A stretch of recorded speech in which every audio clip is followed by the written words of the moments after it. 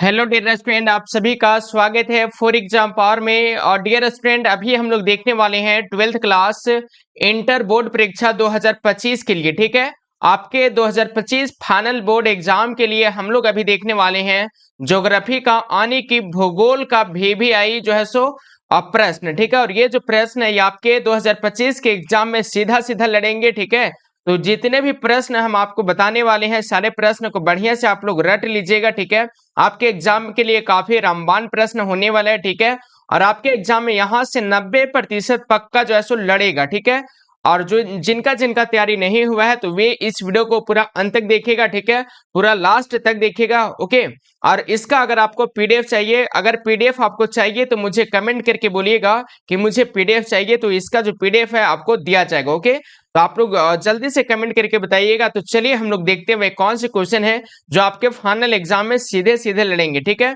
प्रश्न आगे आपके स्क्रीन पे पहला प्रश्न है कि किसने कहा कि मानव प्रकृति का दास है। ठीक है, ठीक है, ये क्वेश्चन जो है सो काफी VVI है और इसका आंसर क्या हो जाएंगे? हंटिंगटन, अरस्तु, एलन सेम्पुल और ऑप्शन में डी वाला है बकले। पहला का सही उत्तर बिल्कुल सी वाला हो जाएगा, एलन सेम्पुल। ठीक है, और प्रश्न देखिएगा, प्रश्न है 2 नंबर की मानव भूगोल क्रियाशील और मानव और अस्थायी पृथ्वी के परिवर्तनशील संबंधों का अध्ययन है, ये किसने कहा? ठीक है, रीटर ने कहा, रेटजेल ने कहा। ठीक है, एलन सी सेम्पुल ने कहा और ऑप्शन डी वाला है टेलर ने कहा। तो 2 नंबर क्वेश्चन का बिल्कुल ऑप्शन नंबर क्या हो जाएंगे? तो सी वाले हो जाएंगे एलन सी सेम्पुल ने कहा। ठीक है, एलन सी सेम्पुल बिल्कुल राइट आंसर है, सी वाले को लॉक करेंगे। ओके, और चलिए देखिएगा, प्रश्न है बिल्कुल जो है सो 3 नंबर है आपके स्क्रीन पे। ठीक है, प्रश्न क्या है 3 नंबर कि जो है सो रुको और जाओ निश्चयवाद की संकल्पना किसने दिया? ठीक है, रुको और जाओ निश्चयवाद की संकल्पना जो है वो किसने दिया? 4 ऑप्शन है, रेटजेल ने, है ना, हमबोल्ट ने, ब्लास ने और ऑप्शन डी वाला है टेलर ने। तो इसका आंसर क्या करेंगे क्वेश्चन नंबर 3 का? ठीक है, जल्दी से आप मुझे कमेंट करके बताते हुए चलिए। ठीक है, जल्दी से कमेंट कीजिएगा कि इसका आंसर क्या हो जाएंगे। तो 3 नंबर क्वेश्चन का राइट आंसर बिल्कुल डी वाला हो जाएगा, टेलर। क्या हो जाएंगे? तो टेलर हो जाएगा। ओके, ऑप्शन नंबर जो है सो डी वाले को सही उत्तर करोगे। चलिए प्रश्न देखिएगा, तो प्रश्न है कि किस वर्ष हुआ जो है सो मानव की संख्या 6 अरब हुआ था? ऑप्शन नंबर ए वाला है 1750 ईस्वी में, ऑप्शन बी है 1975 में, ऑप्शन नंबर सी वाला है 1830 में और ऑप्शन डी वाला है 1999 में। तो किस वर्ष मानव की जो संख्या हुई थी वो 6 अरब हुई थी? तो इसका आंसर 4 का करोगे, बिल्कुल डी वाला 1999 में। कब हुआ था? तो 1999 में हुआ था, बिल्कुल जो है सो 6 अरब, है ना। चलिए ऑप्शन नंबर सी वाले को सही उत्तर करोगे। ठीक है, चलिए डी वाले। ओके, चलिए प्रश्न है 5 नंबर कि जनांकीय संक्रमण सिद्धांत किसने दिया? ठीक है, जनांकीय संक्रमण सिद्धांत जो है किसने दिया डियर? 4 ऑप्शन दिया गया। ठीक है, और इसका आंसर जल्दी से आप बताओगे। ठीक है, और जल्दी से इस क्लास को लाइक कर देंगे। ठीक है, और इसका आंसर क्या करोगे? तो इसका आंसर देखिए, पहला ऑप्शन है मार्शल, ऑप्शन नंबर बी वाला है Amartya Sen, option number C वाला है डियर जो है सुनेस्टिन और ऑप्शन में डी वाला है इनमें से कोई नहीं। तो जनांकीय संक्रमण सिद्धांत जो दिए थे ना, है ना, इसका आंसर लगाओगे बिल्कुल जो है सो कौन सा? तो चलिए 5 का राइट आंसर हो जाएगा बिल्कुल जो है सो सी वाले हो जाएंगे नोएस्टिन ने। ठीक है, सी वाले को राइट आंसर करोगे। ठीक है, और चलिए देखिएगा, प्रश्न है बिल्कुल 6 नंबर, है ना। प्रश्न है रूस को छोड़ करके यूरोप के 40 स्वतंत्र देशों में सम्मिलित रूप से कितने लोग रहते थे? ठीक है, 50 करोड़, 58.2 करोड़, ठीक है, 104 करोड़ और ऑप्शन डी वाला 20 करोड़। ओके, तो 6 का राइट आंसर क्या करोगे? इसका आंसर हो जाएंगे 6 का बिल्कुल ऑप्शन बी वाला 50 करोड़। कितने करोड़? तो 50 करोड़ लोग रहते थे, आने की वजह से क्या करोगे? तो ऑप्शन नंबर ए वाले को आप सभी सही उत्तर कर दोगे। ठीक है, चलिए प्रश्न है 7 नंबर कि जो है सो 21वीं शताब्दी के प्रारंभ में विश्व की जनसंख्या दर्ज किया गया। ठीक है, 500 करोड़, 530 करोड़, 600 करोड़ और ऑप्शन डी वाला इनमें से कोई नहीं, तो 7 का। ठीक है, 7 का सही उत्तर हो जाएंगे सी वाला डियर 600 करोड़। कितना करोड़? तो 600 करोड़ किया गया था। ठीक है, ऑप्शन नंबर क्या करोगे? तो राइट आंसर सी वाले को करोगे। ओके, और चलिए देखिएगा, प्रश्न है बिल्कुल 8 नंबर है कि लिंग अनुपात का संबंध है। ठीक है, लिंग अनुपात का संबंध किससे है? पुरुष तथा स्त्रियों के बीच। ठीक है, बच्चे तथा प्रौढ़ों के बीच, ऑप्शन नंबर सी वाले हैं ए और बी दोनों के बीच और ऑप्शन डी वाले इनमें से कोई नहीं है। ठीक है, तो लिंग अनुपात का जो संबंध है, ठीक है, 8 का राइट आंसर है बिल्कुल ऑप्शन नंबर ए वाले जाएंगे, पुरुष तथा स्त्रियों के बीच। ठीक है, लिंग अनुपात का मतलब होता है कि 1000 पुरुषों पर, ठीक है, 1000 पुरुषों पर, ठीक है, 1000 पुरुषों पर जो है सो महिलाओं की संख्या कितनी है? ठीक है, 1000 पुरुषों पर जो महिलाओं की संख्या है वो कितने है ना, यही जो है सो क्या होता है? तो यही होता है लिंग अनुपात। ठीक है, महिलाओं की संख्या कितनी है, इसी को हम लोग जैसे क्या बोलते हैं? तो हम लोग बोलते हैं जो है सो मतलब लिंग अनुपात। ओके, चलिए जी, देखिएगा प्रश्न है बिल्कुल जो है सो आपके स्क्रीन पे है 9 नंबर कि विश्व में जो है सो सबसे अधिक नागरिकृत देश है, ठीक है। विश्व में सबसे अधिक नागरिकृत देश जो है सो कौन सा हो जाएंगे, 4 ऑप्शन दिया गया, ठीक है। और आप लोग जल्दी से लाइक कर देंगे, ठीक है, जल्दी से जल्दी आप लोग लाइक करोगे, ठीक है। और इसका आंसर लगाओगे लाटविया हो जाएंगे, ग्रेट ब्रिटेन, जापान और ऑप्शन डी वाला फ्रांस। तो इसका जो राइट आंसर है ना 9 का जो राइट आंसर है बिल्कुल बी वाला हो जाएंगे, ग्रेट ब्रिटेन। क्या हो जाएंगे, तो विश्व में सबसे अधिक नागरिकृत वाला जो देश है ना ये हो जाएंगे बिल्कुल जो है सो ग्रेट ब्रिटेन। आने की 9 का राइट आंसर बी वाले को करोगे, ठीक है। और चलिए देखिएगा प्रश्न है बिल्कुल 10 नंबर कि जो है सो निम्नलिखित में से कौन विकास का सर्वोच्चतम संकेतक है, ठीक है। आकार में वृद्धि, गुण में धनात्मक परिवर्तन, आकार में स्थिरता और ऑप्शन में है गुण में धनात्मक परिवर्तन, ठीक है। तो इसका आंसर क्या हो जाएंगे, इसका जो राइट आंसर है बिल्कुल आप लोग करोगे, ठीक है। यहाँ पे देखिए साधारण परिवर्तन है और ऑप्शन में डी वाला क्या है, तो गुण में धनात्मक परिवर्तन। ओके, तो 10 का राइट आंसर करोगे डी वाला हो जाएंगे गुण में धनात्मक परिवर्तन, ठीक है। आप लोग जो है सो कंफ्यूज नहीं होइएगा, ठीक है। अगर आपके एग्जाम में इसी तरीके से ऑप्शन अगर दे दिया जाए, ठीक है, अगर दे दे तो आपको जो है सो क्या देखना है, तो यहाँ पे देखना है गुण में धनात्मक परिवर्तन, ना कि जो है सो साधारण परिवर्तन, ठीक है। तो डी वाले को आप राइट आंसर लगाओगे। ओके, और चलिए देखिएगा प्रश्न है आपके स्क्रीन पे क्वेश्चन नंबर 11 डियर है ना। प्रश्न क्या है 11 नंबर की जो है सो शुष्क क्षेत्रों में, ठीक है, शुष्क क्षेत्रों में मृदा अपरदन का मुख्य कारण है। जो है सो पहला ऑप्शन है अवनालिका अपरदन, ऑप्शन नंबर बी वाला सिल्ट जमा, ऑप्शन नंबर सी वाला है वायु अपरदन और ऑप्शन नंबर डी वाला इनमें से कोई नहीं। तो 11 का ओके, 11 का राइट आंसर क्या होंगे, इसका आंसर सी वाले हो जाएंगे, ठीक है। वायु अपरदन क्या हो जाएंगे, तो वायु अपरदन हो जाएगा, यानी कि राइट आंसर सी वाले को करोगे, ठीक है। चलिए क्वेश्चन नंबर देखिएगा 12 है कि खरीफ फसल की ऋतु जो है सो कृषि ऋतु क्या है, ठीक है। खरीफ फसल की कृषि ऋतु क्या है, अक्टूबर से मार्च, अप्रैल से जून, सितंबर से जनवरी और ऑप्शन डी वाला है जून से सितंबर। ओके, और जल्दी से आप लोग कमेंट करके भी आंसर बताते हुए चलिए, ठीक है। आप लोग जल्दी से जल्दी आप लोग कमेंट बॉक्स में आंसर बताते हुए चलिए। 12 का राइट आंसर क्या होगा, इसका आंसर डी वाले हो जाएंगे जून से सितंबर। क्या हो जाएंगे, तो जून से सितंबर जो है सो खरीफ फसल की कृषि ऋतु होती है, ठीक है। तो डी वाले को राइट आंसर लगाओगे आप लोग। ओके, और चलिए देखिएगा प्रश्न है बिल्कुल डियर 13 नंबर है आपके स्क्रीन पे कि चावल धान की खेती संबंधित है, ठीक है। चावल धान का जो खेती संबंधित है वो किससे है, 4 ऑप्शन दिया गया और इसका आंसर जल्दी से आप सभी बच्चे लगाओगे, है ना, कि चावल धान की खेती संबंधित है। तो ऑप्शन नंबर ए वाला है रोपण कृषि से, ट्रक कृषि से, है ना, भूमध्य सागरीय कृषि से, गहन निर्वहन कृषि से। तो इसका आंसर क्या करोगे, तो इसका जो करेक्ट आंसर है क्वेश्चन नंबर 14 का डियर है ना, इसका आंसर जो हो जाएगा ना, सॉरी 13 का जो राइट आंसर है बिल्कुल डी वाले हो जाएंगे गहन निर्वहन कृषि से, ठीक है। डी वाला एब्सोल्युटली राइट आंसर है। ओके, और जल्दी से इस क्लास को आप लोग लाइक करेंगे, ठीक है। और चलिए प्रश्न है 14 नंबर कि लॉरेंस सार क्षेत्र जो है सो प्रसिद्ध है, ठीक है। लॉरेंस सार क्षेत्र जो प्रसिद्ध है वो किस लिए है, लौह अयस्क के लिए, सोना के लिए, कोयला के लिए, इनमें से कोई नहीं है, ठीक है। तो 14 का यानी कि 14 नंबर क्वेश्चन का जो करेक्ट आंसर है बिल्कुल ये वाले हो जाएंगे लौह अयस्क के लिए। किसके लिए है, तो लौह अयस्क के लिए जो है सो लॉरेंस सार क्षेत्र पर जो है सो प्रसिद्ध है। ओके डियर, चलिए ऑप्शन नंबर ए वाले को राइट आंसर करोगे। चलिए देखिएगा प्रश्न है 15 नंबर है कि चाय का सबसे बड़ा उत्पादक देश है, ठीक है। चाय का सबसे बड़ा उत्पादक देश कौन है, श्रीलंका है, भारत है, चीन है, म्यांमार है। तो इसका आंसर हो जाएंगे 15 का दोस्तों बिल्कुल ऑप्शन नंबर सी वाला चीन हो जाएंगे, ठीक है। चाय का सबसे बड़ा उत्पादक देश कौन है, तो चीन हो जाएंगे।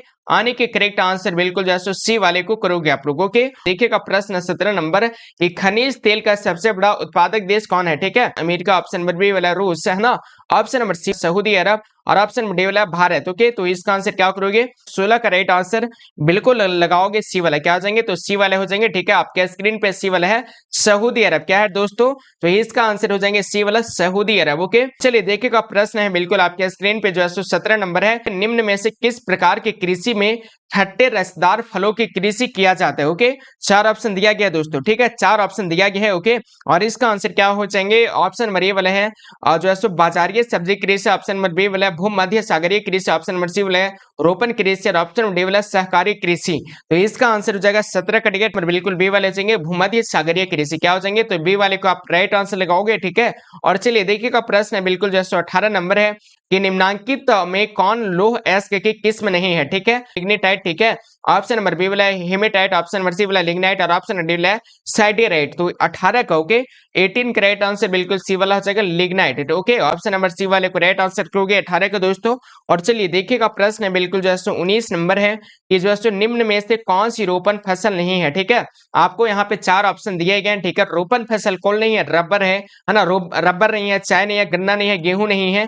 तो 19 का करेक्ट आंसर बिल्कुल डी वाला हो जाएगा गेहूं, ठीक है। गेहूं जो है ना ये रोपण फसल नहीं है डियर, आने के करेक्ट आंसर बिल्कुल डी वाले को करोगे आप लोग, ठीक है। चलिए देखिएगा प्रश्न है बिल्कुल जैसे 20 नंबर है कि मेक्सिको में, ठीक है, मेक्सिको में स्थानांतरित कृषि की प्रथा को कहते हैं, क्या कहते हैं, रोका कहते हैं, मिलिया कहते हैं, लादांगा कहते हैं और ऑप्शन में डी वाला झूम कहते हैं।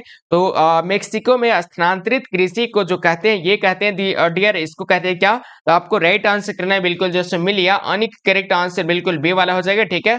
और देखिए जल्दी से आप लोग जैसे लाइक कर दोगे, ठीक है, जल्दी से लाइक कीजिएगा डियर। चलिए देखिएगा प्रश्न 21 नंबर क्वेश्चन है कि कौन से उद्योग अन्य सभी उद्योगों को आधार प्रदान करते हैं, है ना। रसायन उद्योग करते हैं, कपड़ा उद्योग करते हैं, ठीक है। अगला ऑप्शन है लोहा तथा इस्पात उद्योग और ऑप्शन है सभी। तो इसका आंसर हो जाएंगे 21 का बिल्कुल सी वाला, ठीक है, लोहा तथा इस्पात उद्योग, ठीक है। तो सी वाले को आप राइट आंसर करोगे 21 का, ठीक है। और चलिए देखिएगा प्रश्न बिल्कुल 22 है कि जो है सो प्रश्न क्या है 22 नंबर की जो है सो निम्नलिखित में से कौन से उद्योग दूसरे उद्योगों के लिए कच्चा माल तैयार करते हैं, ठीक है। आधारभूत उद्योग, कुटीर उद्योग, ठीक है, स्वच्छंद उद्योग और ऑप्शन डी वाला लघु उद्योग। तो 22 का, ठीक है, आने की 22 नंबर क्वेश्चन का करेक्ट आंसर बिल्कुल ये वाले हो जाएंगे आधारभूत उद्योग, क्या हो जाएंगे, तो आधारभूत उद्योग हो जाएगा, ओके। और चलिए देखिएगा प्रश्न है बिल्कुल आपके स्क्रीन पे क्वेश्चन नंबर 23 है, ठीक है। प्रश्न है 23 नंबर कि बृहस्पतिकरण सहायक है, ठीक है। ऑप्शन नंबर ए वाला क्षमता सुधारने में, विकासशील देशों में रोजगार बढ़ाने में, ऑप्शन नंबर सी वाला है कीमतों को घटाने में और ऑप्शन नंबर डी वाला इनमें से सभी। तो 23 का करेक्ट आंसर बिल्कुल डी वाला हो जाएगा इनमें से सभी, ठीक है। इसका आंसर क्या हो जाएंगे, तो ऑप्शन नंबर ए वाला भी राइट आंसर हो जाएंगे, ठीक है, मतलब सही हो जाएगा बी वाला भी और सी वाला भी, ठीक है। तो डी वाले को आप राइट आंसर लगाओगे, ओके। चलिए देखिएगा प्रश्न है बिल्कुल 24 नंबर कि जो है सो भारत का सबसे बड़ा तेल शोधक कारखाना कहाँ है, ठीक है। भारत का जो सबसे बड़ा तेल शोधक कारखाना है डियर, ये कहाँ हो जाएंगे, 4 ऑप्शन दिया गया, ठीक है। पहला ऑप्शन है जामनगर, ऑप्शन नंबर बी वाला मथुरा, ऑप्शन नंबर सी वाला बरूनी और ऑप्शन डी वाला हल्दिया, ओके। तो इसका आंसर क्या हो जाएंगे, तो इसका आंसर लगाओगे, ठीक है, इसका आंसर जो लगाओगे 24 का बिल्कुल करेक्ट आंसर क्या हो जाएंगे, तो 24 का ऑप्शन नंबर ए वाले हो जाएंगे जामनगर, क्या हो जाएंगे, तो भारत का सबसे बड़ा तेल शोधक कारखाना है जामनगर, आने के राइट आंसर ए वाले को करोगे, ठीक है। और चलिए जल्दी से जो है सो देखिए मात्र अभी तक जो है सो काफी कम लाइक किए हो, तो जल्दी से आप लोग लाइक करेंगे, ठीक है, जल्दी से लाइक कर दीजिएगा आप लोग। और चलिए देखिएगा 25 नंबर क्वेश्चन है कि जो है सो निम्नलिखित क्रियाकलापों में किसमें उच्च स्तरीय अन्वेषण सम्मिलित किए जाते हैं, है ना। प्राथमिक क्रियाकलाप में, द्वितीय क्रियाकलाप में, चतुर्थ क्रियाकलाप में, ऑप्शन डी वाले हैं पंचम क्रियाकलाप में। तो 25 का करेक्ट आंसर बिल्कुल सी वाला जाएगा चतुर्थ क्रियाकलाप में, ठीक है, आने का करेक्ट आंसर सी वाले को करोगे आप लोग, ओके। और चलिए देखिएगा प्रश्न 26 नंबर क्वेश्चन है कि विश्व के प्रमुख समुद्री पतन है, ठीक है, विश्व के जो प्रमुख समुद्री पतन है कौन है, नौसेना पतन, तेल पतन, विस्तृत पतन और ऑप्शन में डी वाले हैं औद्योगिक पतन। तो 26 का राइट आंसर लगाओगे ऑप्शन नंबर बिल्कुल सी वाले हो जाएंगे विस्तृत पतन, क्या हो जाएंगे, तो विस्तृत पतन जो है बिल्कुल एब्सोल्युटली राइट आंसर है, सी वाले को लॉक करेंगे, ओके जी। और चलिए देखिएगा प्रश्न 27 नंबर है कि जो सो विश्व का सबसे लंबा झील जलमार्ग कौन है, ठीक है। विश्व का जो सबसे लंबा झील जलमार्ग है कौन है, स्वेज जलमार्ग है और जो है ऑप्शन नंबर बी वाले है और डेन्यूब जलमार्ग है, ऑप्शन नंबर सी वाला वोल्गा जलमार्ग है, ऑप्शन नंबर डी वाला ग्रेट लिंक्स सेंट लॉरेंस जलमार्ग है, ओके। तो 27 का राइट आंसर डी वाले हो जाएंगे ग्रेट लिंक्स सेंट लॉरेंस जलमार्ग, डी वाले को आप राइट आंसर लगाओगे, ठीक है। और चलिए देखिएगा प्रश्न 28 नंबर क्वेश्चन है कि जो है पार महाद्वीपीय अष्टवट महामार्ग जो है किनके मध्य से गुजरता है, ठीक है, डार्विन और मेलबोर्न, ठीक है, और जैसे ऑप्शन नंबर बी है एंडमंटन और जैसो एका रेंज के बीच, ऑप्शन नंबर सी वाले हैं और चेगडू और जो है लहासा और ऑप्शन नंबर डी वाले डियर वैंकूवर और सेंट जॉन नगर, ओके। तो पार महाद्वीपीय अष्टवट महामार्ग किनके मध्य से गुजरता है, ठीक है, किनके बीच से गुजरता है, तो 28 का राइट आंसर लगाओगे बिल्कुल ऑप्शन मरी वाला, ठीक है, डार्विन और मेलबर्न के बीच से, ठीक है। तो ए वाले को आप राइट आंसर करोगे, ठीक है।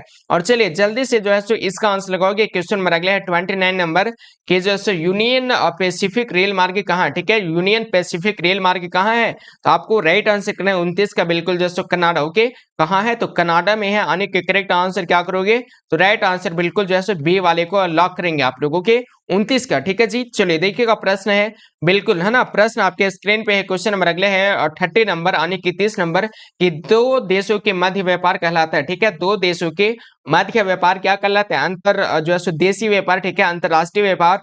ऑप्शन नंबर सी वाला है स्थानीय व्यापार और ऑप्शन नंबर डी वाला बाह्य व्यापार। तो दो देशों के मध्य व्यापार कहलाता है बिल्कुल जैसो अंतरराष्ट्रीय व्यापार। ठीक है, आने के करेक्ट आंसर बिल्कुल बी वाला हो जाएगा। ठीक है, इंटरनेशनल जो है सो व्यापार हो जाएंगे। आने के करेक्ट आंसर बिल्कुल बी वाली को करोगे। ठीक है, चलिए देखिएगा प्रश्न है बिल्कुल 31 नंबर है कि जो है सो निम्नलिखित देशों में कौन सा आसियान का सदस्य देश है। ठीक है, आपको 4 ऑप्शन दिए गए हैं। ठीक है, और आपको बताने कि इनमें से कौन सा देश जो है वो आसियान का सदस्य देश है दोस्तों।